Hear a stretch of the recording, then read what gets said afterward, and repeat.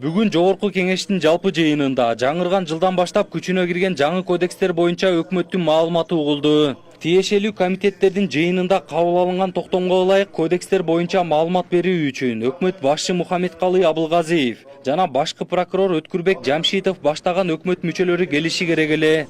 Бирок алардын ордуна экинчи жүз болуп саналган орун басарлардын келиши айрым эл өкүлдөрүн нааразы кылды. В решении комитета мы четко указали, кого мы приглашаем в качестве докладчиков и содокладчиков. Это премьер-министр Кыргызской республики Абылгазиев, генеральный прокурор Джамшитов, председатель Верховного суда Калиева.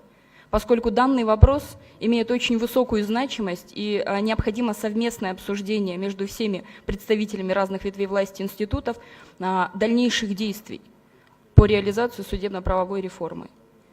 Я информирую об этом палату, информирую о решении, принятом на совместном заседании двух комитетов. На сегодняшний момент я не вижу представителей, приглашенных комитетами, первых лиц. Наш премьер-министр Мухаммед Халидович, у него ранее составленный план работы там по экономической линии, по другим линиям, поэтому у него на сегодня запланированы свои мероприятия, которые отложить нельзя. Поэтому я бы на все вопросы, касающиеся вот этой тематики, я готов отвечать. Эл өкүлү Зарылбек Рысалиев Кыргызстанда сот укуктук реформа жүрүп жаткан чакта өкмөт башчынын жыйынга келип катышпаганын сынга алып, алардын бүгүнкү иш графигин билип келүү үчүн депутаттык комиссия түзүүнү да сунуштап жиберди. Тарага менки бүгүнкү сунушумду добушка койсоңуз, мен бүгүнкү иштин уланганына каршы эмесмин, улана берсин. Өзүнчө бир комиссия түзүп, мени баш кылып, ген прокурордун бүгүнкү күндөлүк ишин, премьер-министрдин күндөлүк ишине хронометраж барып силмат этип келели. Эми иш кылат экен бүгүн кечке чейин. Бүгүнкү сессиядан өйдөрөөк эмне кылат экен? Ошону силмат этип келели да элге угузайлы. Рахмат. Зарылбек Кылычбекович, биздин регламенттин беренелерине ылайык, мыйзамга ылайык фракциянын чечими же болбосо тийиштүү комитеттин чечими менен келиш керек экен. Мен ошондо гана ошо сунушту добушка коёмун. Бул маселе боюнча. 1-январдан баштап күчүнө кирген жаңы кодекстер менен мыйзамдар боюнча коомчулукта ар кандай пикирлер айтылып, сынга кабылып келет. Мындай жагдайлардын жаралышына эл өкүлдөрү жаңы кабыл алынган мыйзамдар боюнча коомдук талкуу жана түшүндүрүү иштери жүрбөгөндүгү менен байланыштырууда. Мына ошол себептен айрым кодекстерде мүчүлүштүктөр кеткен дешет.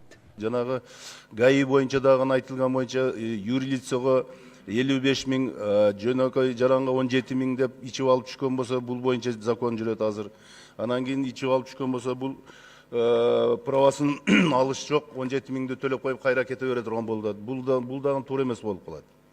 Себеп дегенде акчасы балдар ичип алып туруп кайрадан эле нарушение кыла берет да. Эми бирөөнү уруп кетип бир залакка келтирсе мейличи, өзүнүн үй бүлөсү менен кетип бирдеке болсо кандай болот. Ошон үчүн бул дагы туура эместик болуп калат. Бардыгына бирдей эле единый штрафты салыш керек. Правасын алыш керек.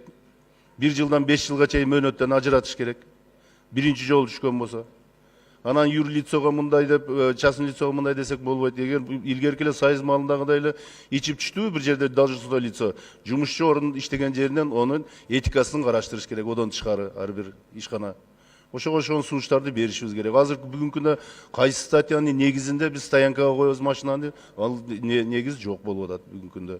Вице-премьер-министр Жеңиш Разаков күчүнө кирген жаңы кодекс мыйзамдарды мындан ары алдыга карай өнүктүрүп, иш жүзүндө ийгиликтүү болоорун айтат.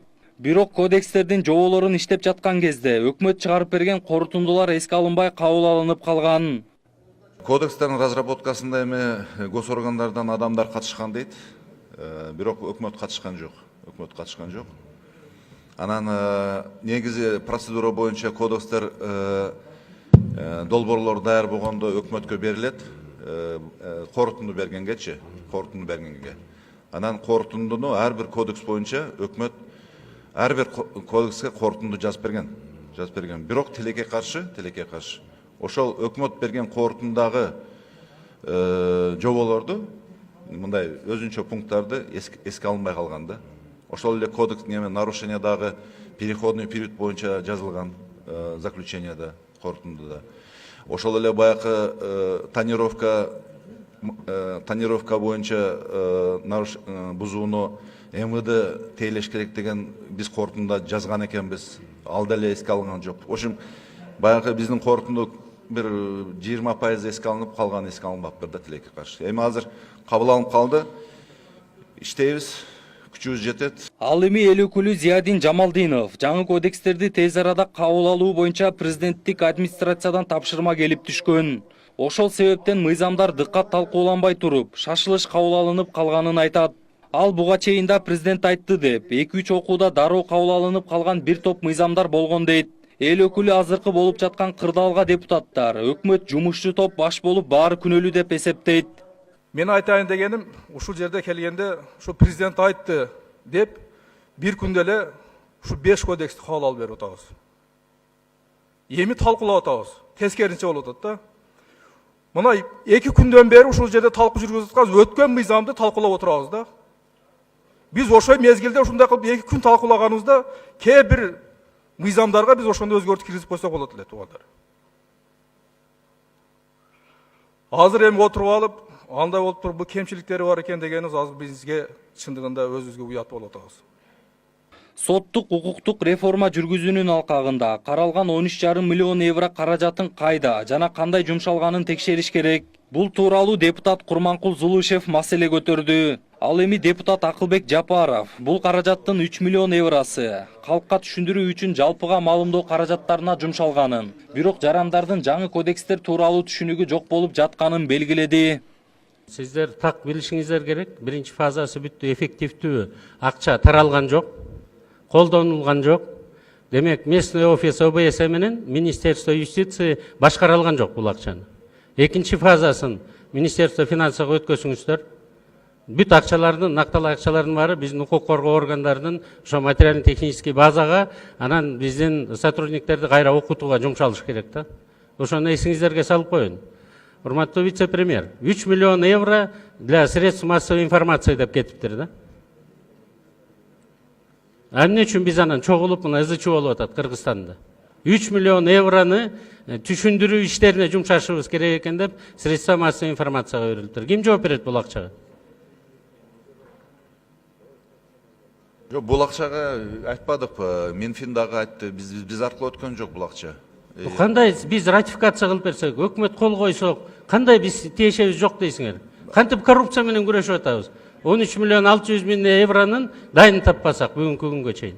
Ошондой эле эл өкүлү Аида Касмалиева жерлерде иштеген милиция кызматкерлери жаңы күчүнө кирген кодекстерге ылайык иш алып бара албай жаткандыгы боюнча маалыматтар келип жатканын билдирип, Ички иштер министрлиги эмнеден улам мындай көйгөйлөрдү ачык айтпай жашырып келгендигине кызыкты.